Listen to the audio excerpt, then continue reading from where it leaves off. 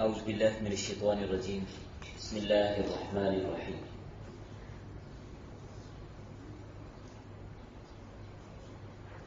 کل کے سبق میں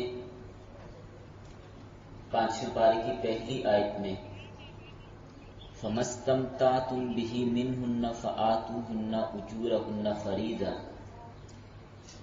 میں نے آپ کے سامنے یہ عرض کیا تھا کہ اس بات پر اجماع ہے کہ یہاں پر فَاسْتَمْتَعْتُمْ بِهِ مِنْهُنَّ، پس تم نے ان عورتوں میں سے جس سے فائدہ اٹھایا، فَآتُوهُنَّ، پس دو تم انہیں أُجُورَهُنَّ، ان کا مہر، فریضۃً، جو مقرر کیا گیا ہے. اس سے مراد نکاح صحیح مراد ہے. نکاح صحیح کے بعد ان سے فائدہ اٹھانا مراد ہے. اب بعض لوگوں نے اس سے اپنی ایک منمانی تفسیر کر کے اپنا ایک غلط مقصد نکالنے کی خاطر اس کا غلط ترجمہ اور غلط تفسیر اور غلط تشریح پیش کی ہے کہ فَمَسْتَمْتَعْتُمْ سے مراد متع کرنا ہے. تو یاد رکھیں اس سے مراد متع ہرگز نہیں ہے، نکاح صحیح مراد ہے. اس آیت میں صراحتاً نکاح کی حلت کا ذکر ہے، خصوصاً جب کہ ساتھ فرما دیا عفت اور پاک دامنی مقصود ہو. جب یہ جو کہہ دیا کہ عفت اور پاک دامنی مقصود ہو، مستی نکالنا مقصود نہ ہو، تو عفت اور پاک دامنی یہ متع میں نہیں ہوتی، یہ نکاح میں ہوتی. اور پھر نکاح میں اور متع میں یہی فرق ہے کہ نکاح سے مقصود نسل ہوتی ہے اور متع سے مقصود نسل نہیں ہوتی، بلکہ اپنا ایک مقصد پورا کرنا ہوتا ہے.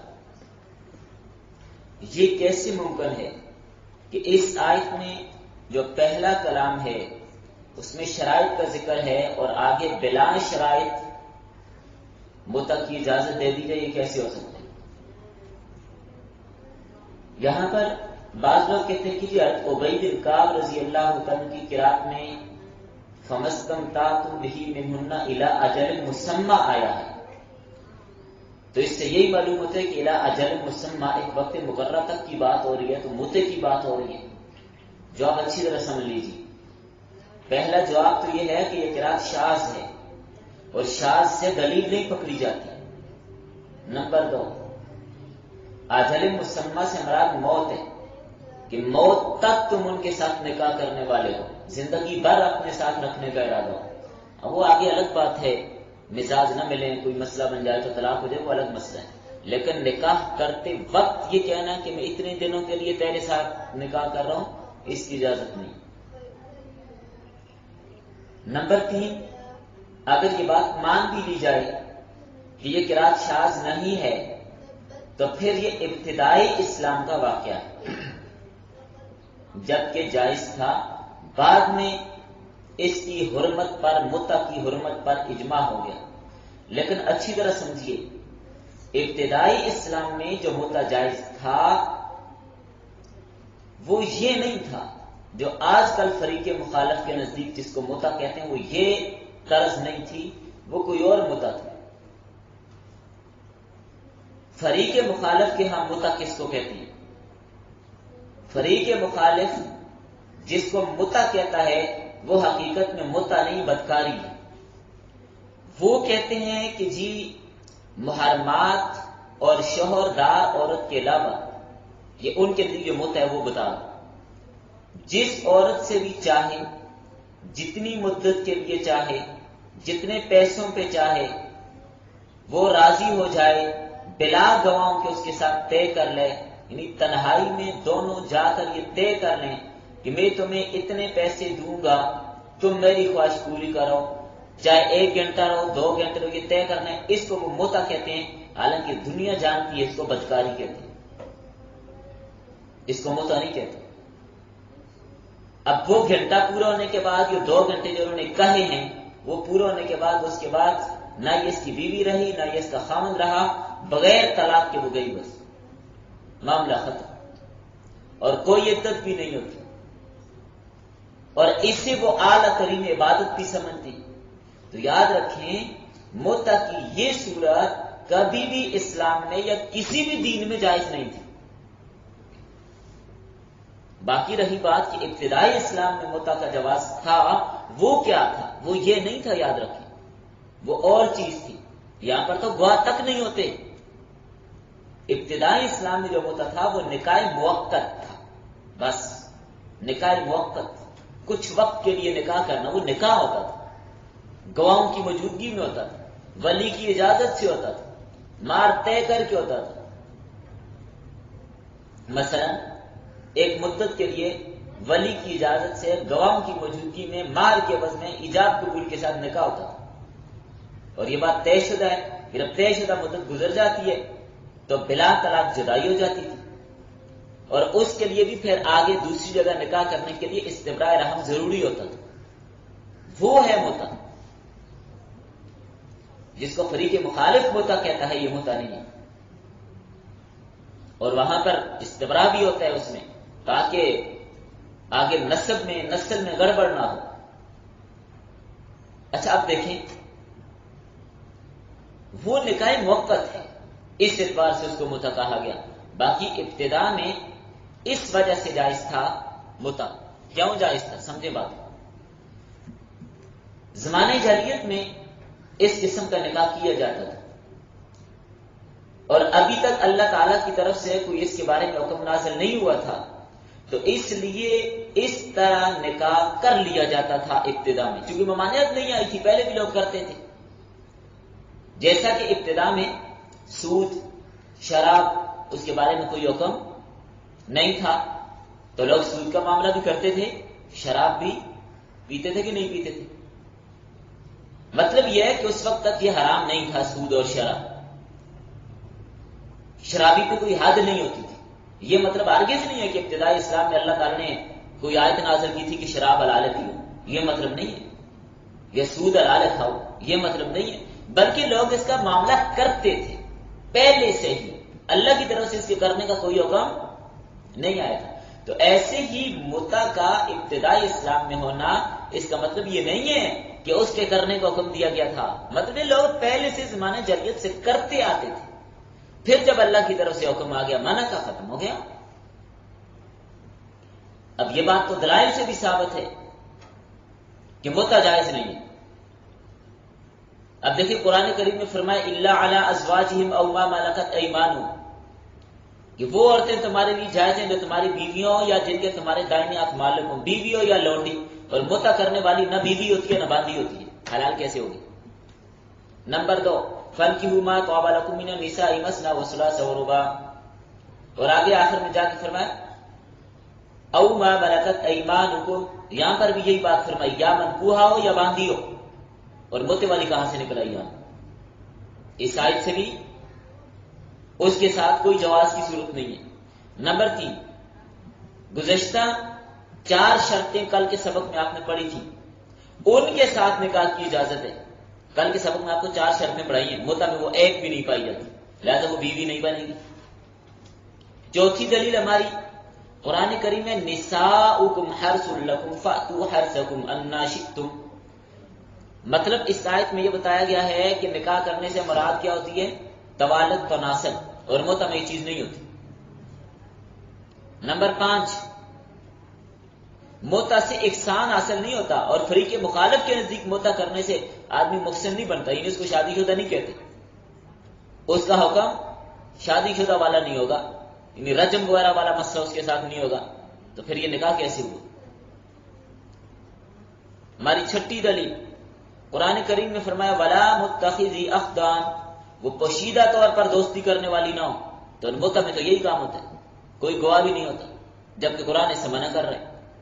نمبر 7 وَلْيَسْتَعْفِفِ الَّذِينَ لَا يَجِدُونَ نِكَاحًا. یہاں پر جو یہ بات فرمائی کہ نکاح کے ذریعے سے جو آدمی نکاح کر کے کسی کو بیوی نہیں بنا سکتا، یعنی مہر نان نفقہ کی طاقت نہیں رکھتا، تو وہ کیا کرے؟ پاک دامنی کو تھامے رکھے، صبر کرے. تو فرض اگر متع جائز ہوتا،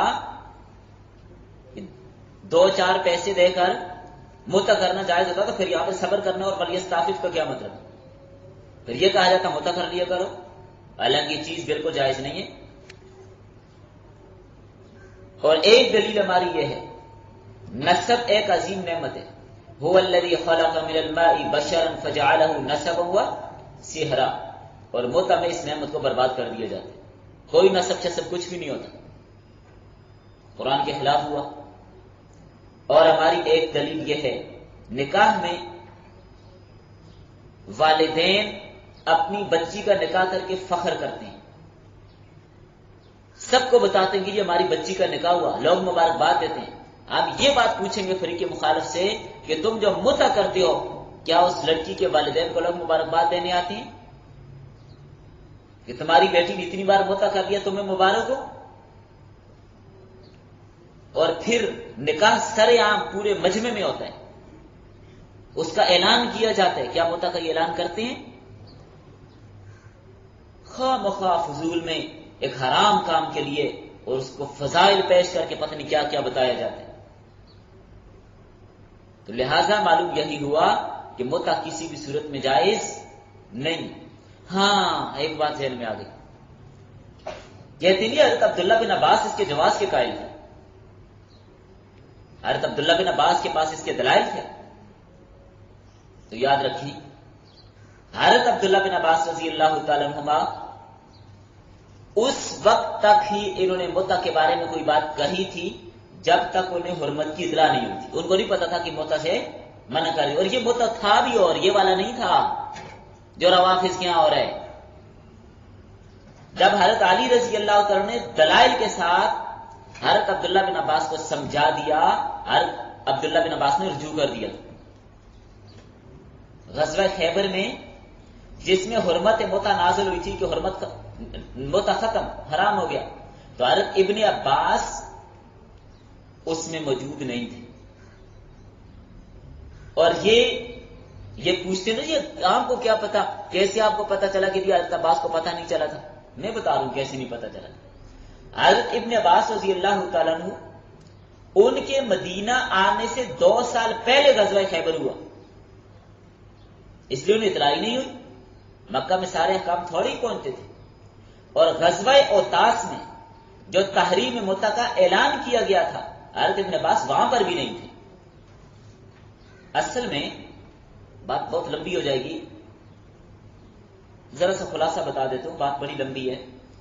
حضرت عبداللہ بن عباس رضی اللہ تعالیٰ عنہ ہجرت سے 2 سال پہلے پیدا ہوئے۔ جی ہجرت سے کتنے سال پہلے پیدا ہوئے حضرت ابن عباس؟ ہجرت سے 2 سال پہلے۔ تو جب نبی صلی اللہ علیہ وسلم ہجرت کر کے مدینہ آئے اس وقت حضرت ابن عباس کی عمر کتنی ہے؟ 2 سال۔ پھر 8-9 سال اپنے والد کے ساتھ مکہ میں ہی رہے۔ تو جب یہ مکہ میں ہی رہے اور پھر اپنی فیملی کے ساتھ ہجرت کر کے مدینہ آئے، ادھر جب وہ مکہ سے مدینہ آ رہے تھے، حضرت عباس اور ان کی عورتیں اور یہ ابن عباس وغیرہ یہ سارے حضرات جب مدینہ آ رہے تھے، اس وقت اللہ کے رسول فتح مکہ کے لیے جا رہے تھے، راستے میں ملاقات ہوئی، یہ مدینہ آ رہے ہیں وہ مکہ جا رہے ہیں، راستے میں ملاقات ہوئی۔ تو حضرت عباس رضی اللہ تعالیٰ عنہ تو نبی صلی اللہ علیہ وسلم کے ساتھ رہے، واپس مکہ ان کے ساتھ گئے نبی صلی اللہ علیہ وسلم کے ساتھ، اور باقی عورتیں اور ساری فیملی سمیت ابن عباس کے مدینہ آئی تھی۔ اور حضرت عبداللہ بن عباس نبی صلی اللہ علیہ وسلم کے ساتھ کتنا عرصہ رہے؟ 2 سال، صرف 2 سال۔ اب اس 2 سال کے عرصے میں متع کا کوئی واقعہ پیش ہی نہیں آیا تو انہیں کیسے پتا چلتا؟ خلاصہ یہی ہوا کہ ابتدائی اسلام میں نہیں، وہ بات چلے ہوگی، ابتدا میں حضرت ابن عباس رضی اللہ عنہ وہ بھی اضطراری صورت میں، یعنی کوئی سفر میں ہے، بیوی گھر میں ہے، ساتھ کوئی بھی نہیں ہے، مشکل اس کو مصیبت میں ہے، تو اس کے لیے اجازت دیتے تھے کہ اضطراری صورت میں اس کو متع کرنے کی اجازت ہے۔ یہ حضرت ابن عباس کا اجتہاد تھا، کیونکہ ان کو مسئلہ معلوم نہیں تھا، پہلے حدیث میں صراحت کے ساتھ اس سے منع کیا گیا۔ جس طرح اضطراری صورت میں کوئی آدمی ہوتا ہے تو آرام کھانا اس کے لیے کیا ہوتا ہے؟ جائز ہو جاتا ہے نا۔ اضطراری صورت میں خنزیر کھانا بھی کیا ہوتا ہے؟ مر رہے کچھ کھانے کو نہیں مل رہا تو خنزیر بھی کھا سکتا ہے۔ یہ اضطراری صورت میں ابن عباس فتویٰ دیتے تھے، عام حالت میں وہ بھی نہیں دیتے تھے، لیکن بعد میں جب حضرت ابن عباس کو دلائل کے ذریعے سے پتہ چل گیا، حضرت علی رضی اللہ عنہ اور دیگر صحابہ سے معلوم ہو گیا کہ متع تو حرام کر دیا گیا تھا، تو حضرت ابن عباس نے اسے رجوع کر لیا تھا. لہذا دھوکہ دینے کی ضرورت نہیں.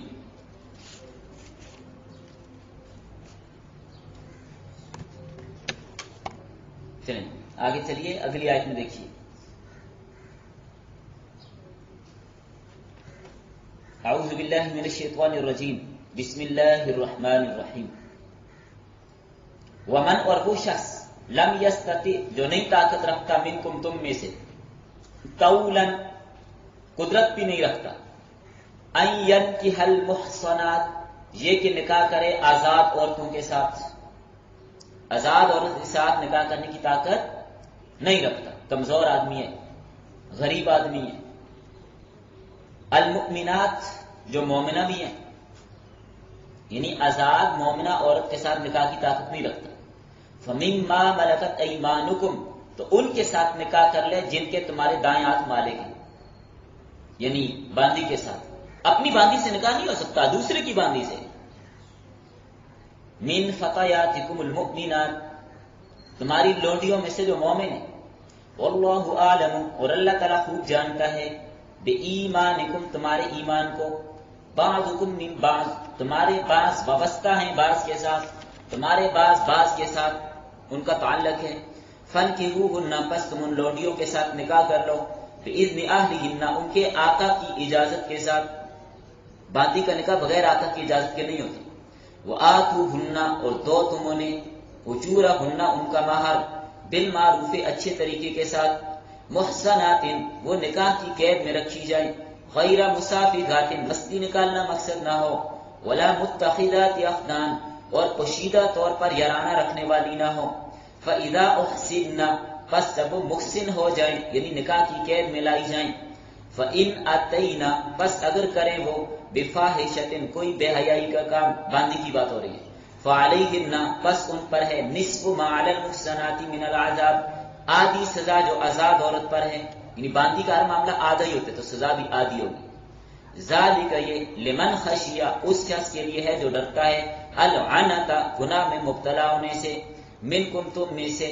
وان تصبروا، اور یہ کہ تم صبر کرو، خیر لکم، تمہارے لیے بہتر ہے. واللہ غفور الرحیم، اور اللہ تعالیٰ بخشنے والا مہربان ہے. ان آیات میں کیا مطلب سمجھایا؟ پہلے ربط سمجھیے، ربط لکھیں. ماقبل میں نکاح کے احکام بیان کیے، ابھی بھی باندیوں سے متعلق نکاح کے احکام تو ذکر کیا گیا. فرمایا جس آدمی کو آزاد عورت سے نکاح کی قدرت طاقت نہیں ہے تو باندی سے نکاح کر لے، یعنی مہر نہیں دے سکتا، نفقہ نہیں دے سکتا، سکنا اس کے لیے مشکل ہے، کیونکہ باندی کا خرچہ کم ہوتا ہے، زیادہ اپنے آقا کے پاس رہے گی، اس کے لیے گھر دینے کی ضرورت بھی نہیں، اپنے آقا کے گھر میں رہے گی، کھانا بھی ادھر سے کھا لے گی، تو اس کا معاملہ آسان ہوتا ہے بنسبت آزاد عورت کے. اور اسی میں یہ بات بھی فرمائی، اس باندی کو حقیر بھی نہ سمجھو، بوجہ ایمان اور اعمال صالحہ کے اس سے نکاح کرو. میں تم بعض کی نسبت کے ساتھ ایک تعلق رکھتے ہو. کیا مطلب؟ یوں آپ ترجمہ کر لیں، تم بعض کی جنس سے ہو. باندی بھی تو آدم اور حوا کی اولاد میں سے، جن تھوڑی ہے، تو نفرت اور آر کی کوئی وجہ نہیں ہونی چاہیے. جب آزاد عورت کے ساتھ نکاح کی طاقت نہیں ہے، مجبوری کی حالت میں ہو اور نکاح کے بغیر صبر بھی نہیں ہو سکتا، تو باندی کے ساتھ نکاح کرو اپنی حفاظت کے لیے. اس کے مالک کی اجازت کے ساتھ نکاح ہوگا، یاد رکھیں. مسئلہ یہ ہے کہ آزاد بالغہ عاقل عورت، آزاد بالغہ عاقل عورت اپنا نکاح خود کر سکتی ہے، لیکن باندی اپنا نکاح خود نہیں کر سکتی. اس کا نکاح خود نہیں ہوتا، اس کا مالک، اس کا آقا کرائے گا. فرمایا جب نکاح کر لیا تو نمار ادا کرو. باندی سے نکاح کی اجازت اس شرط کے ساتھ ہے کہ وہ پاک دامن ہو، در پردہ یا رانہ لگانے والی نہ ہو، تاکہ نسب گڑبڑ نہ ہو جائے. اور سمجھیے بات کو، دوبارہ در پردہ یا رانہ رکھنے کو الگ سے اس لیے ذکر کیا گیا، اہل عرب چونکہ اس بات کو جائز سمجھتے تھے. عرب والے زمانہ جاہلیت میں اس کو جائز سمجھتے تھے. ان کا نظریہ یہ تھا کہ زناکار وہ عورت کہلاتی ہے جو ہر ایک سے زنا کرائے، اور چھپے طور پر جو دوستی رکھنے والی کہلاتی ہے وہ کسی ایک کے ساتھ تعلق رکھے تو جھولائے عرب اس دوسری قسم کو جائز سمجھتے تھے. تو اس لیے اللہ تعالیٰ نے دونوں باتوں سے منع کیا کہ دونوں ایک ہی ہیں، دونوں کام حرام، دونوں کی اجازت نہیں. آگے مسئلہ بیان کیا، باندی کی سزا نصف ہے. اگر یہ باندی بدکاری کے ارتکاب کر لے تو اس کی سزا آدھی ہوگی، یعنی یہ اگرچہ محسن ہو گئی، اس کا نکاح ہو گیا، لیکن اس کو رجم نہیں کیا جائے گا. اب اس کی سزا آدھی ہے. دیکھیں یہاں پر جو آزاد عورت سے نصف ذکر کیا گیا ہے تو اس سے آزاد عورت وہ مراد ہے جو کنواری ہو، شادی شدہ نہ ہو، کیونکہ جب شادی شدہ ہو تو پھر اس کی سزا رجم ہوتی ہے، اور بلا شادی شدہ 100 کوڑے سزا ہوگی. تو باندی کی سزا آدھی ہوگی، یعنی 50 کوڑے ہوگی. اور رجم جو شادی شدہ کی سزا ہے، رجم کا نصف ہوتا نہیں ہے، لہذا لونڈی اور غلام کو رجم نہیں ہوگا، بس اس کو ہر صورت میں 50 کوڑے ہی لگیں گے.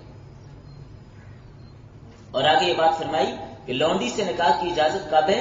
یہ اجازت صرف اس صورت میں ہے جب بدکاری کا ڈر ہو، آزاد سے نکاح کرنے کی طاقت نہیں رکھتا ہو، صبر بھی نہیں کر سکتا ہو، پھر باندی سے نکاح کرنا ہے. عام حالت میں باندی کے ساتھ نکاح کرنا کوئی اچھی بات نہیں ہے. اگر لونڈی سے نکاح کرتا ہے تو اولاد غلام پیدا ہوتی ہے. ایک وجہ تو یہ کہ صبر کرتا رہے، رکا رہے، اس کے ساتھ نکاح نہ کرے. لیکن آپ مجبور ہو گیا ہے تو پھر اجازت ہے.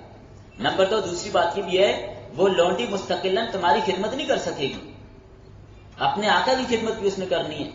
اور تیسری وجہ یہ بھی ہے کہ اس کے ساتھ نکاح کرنا اچھی بات نہیں ہے، اس لیے کہ مستقلاً وہ تمہارے پاس رہ بھی نہیں سکتی، اس نے تو اپنے آقا کی بھی خدمت کرنی ہے. اور چوتھی بات یہ بھی ہے کہ لونڈی کا پردہ نہیں ہوتا، اس کا کوئی پردہ نہیں ہوتا، بغیر دوپٹے کی بھی آ جا سکتی ہے. اور پانچویں بات یہ ہے کہ اس پر کہیں آنے جانے پر، بازار آنے جانے، کہیں آنے جانے پر اس کا خامند پابندی نہیں لگا سکتا، خامند اس پر گرفت بھی نہیں کر سکتا.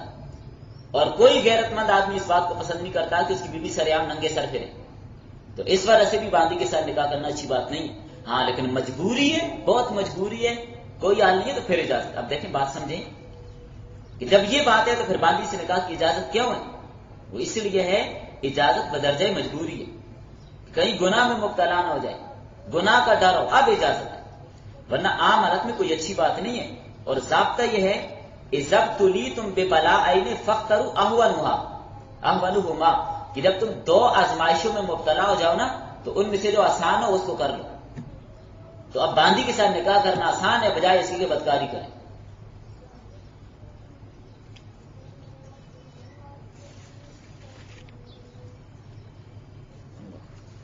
چلیں اگلی آیت دیکھیے.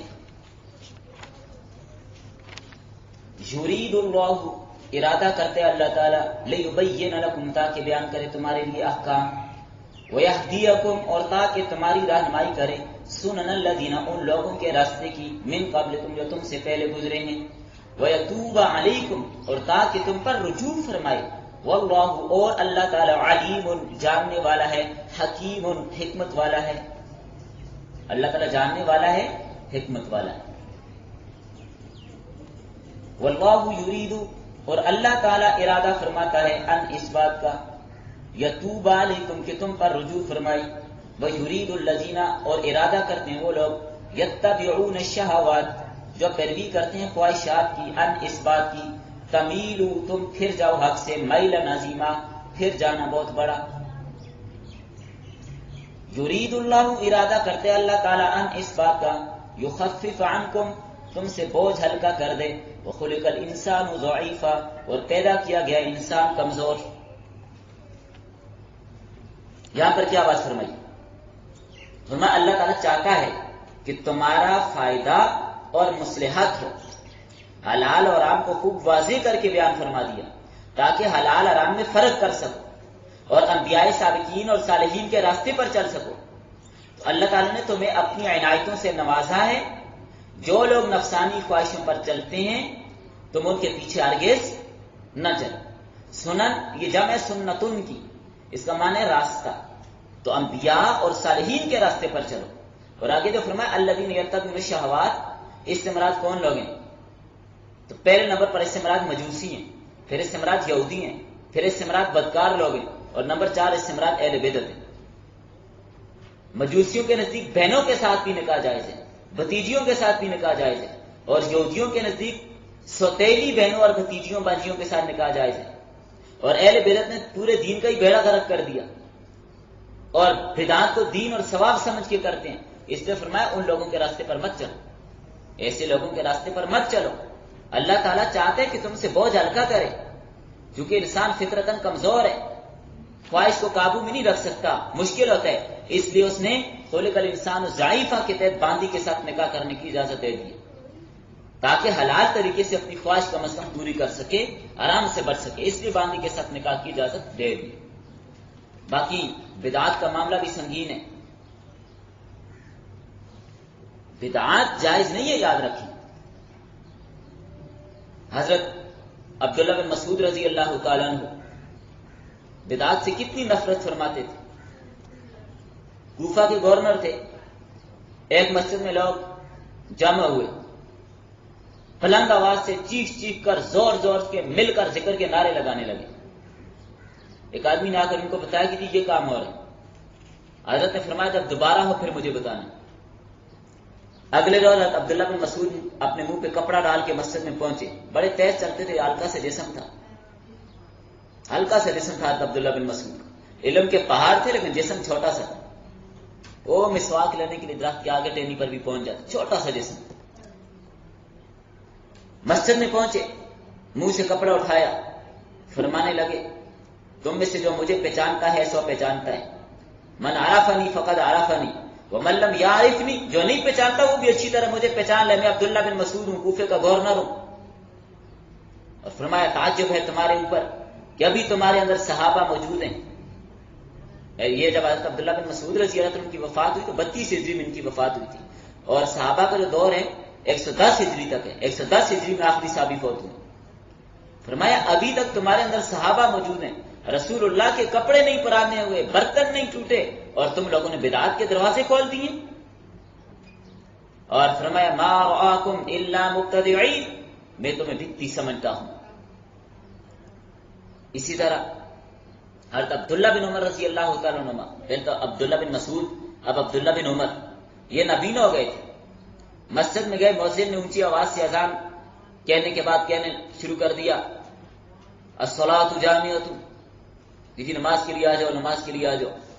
ادھر ادھر آوازیں لگانا شروع کر دی، لوگوں بھائی نماز کے لیے آ جاؤ، نماز کے لیے آ جاؤ. دوبارہ اعلان شروع کر دیا. حضرت عبداللہ بن عمر رضی اللہ عنہ نے فرمایا اس مسجد میں نے نماز نہیں پڑھنی، مجھے لے جاؤ یہاں سے، یہاں پر بدعت کی جا رہی ہے. یہ تصویب کا مسئلہ ہے کہ جب اذان ہو گئی ہے تو اذان کے بعد دوبارہ پھر سپیکر کھول کر یا دوبارہ پھر کلمات کہنا کہ یہ اذان کا ٹائم ہو گیا، یا دوبارہ پھر جا کے کہنا حی علی الصلاۃ، یہ ثابت نہیں ہے.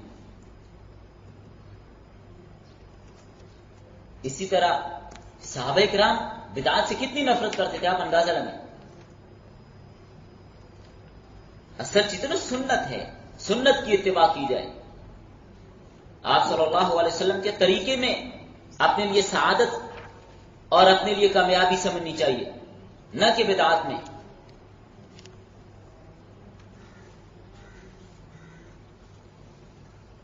حضرت علی رضی اللہ تعالیٰ عنہ، انہوں نے دیکھا ایک آدمی عید کے دن، صوفی طرز کا آدمی ہے، عیدگاہ میں نفل پڑھ رہا ہے. حضرت علی رضی اللہ عنہ نے اپنے غلام کو بھیجا، فرمایا جا کر اس سے کہو کہ عید والے دن عیدگاہ میں عید کی نماز کے علاوہ اور کوئی نماز نہیں ہوتی. عید والے دن آپ لوگ اشراق پڑھتے ہیں؟ نہیں ہوتے. ہاں زوال کے بعد ظہر بھی اور عصر بھی ہے، لیکن اس سے پہلے نہیں. تو غلام نے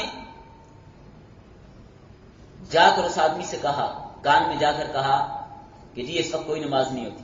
لیکن وہ بڑا سخت آدمی تھا، باز نہ آیا. حضرت علی رضی اللہ عنہ نے اپنے غلام سے پوچھا کہ بھائی تو اس کو کیا آیا ہے؟ اس نے کہا یا. حضرت علی سے فرمانے لگا کہ جی حضرت میں نے اس کو کہہ دیا مگر وہ باز نہیں آتا، وہ پڑھ ہی جا رہے. حضرت علی رضی اللہ عنہ خود تشریف لے گئے اور اسے کندھے سے پکڑ کر فرمایا کہ تو کیا کر رہا ہے؟ بڑے غصے میں کہنے لگا نماز پڑھ رہا ہوں، کوئی گناہ تھوڑا ہی کر رہا ہوں، گناہ کا کام نہیں کر رہا، کیا کر رہا ہوں؟ نماز پڑھ رہا ہوں۔ حضرت علی رضی اللہ عنہ نے فرمایا میں گواہی دیتا ہوں کہ تو گناہ کر رہا ہے، کیونکہ جو چیز نبی صلی اللہ علیہ وسلم سے ثابت نہیں ہے ان کا کرنا گناہ ہی تو ہے۔ اب دیکھ لیا آپ نے وہ کیا کر رہا تھا؟ نماز پڑھ رہا تھا۔ آج کل بھی اہل بدعت کہتے ہیں ہم کوئی غلط کام تھوڑا ہے کہ بدعت کر تو اچھی بدعت کر رہے ہیں، تو یہ بری بدعت کر رہا تھا جس کو حضرت علی روک رہے ہیں۔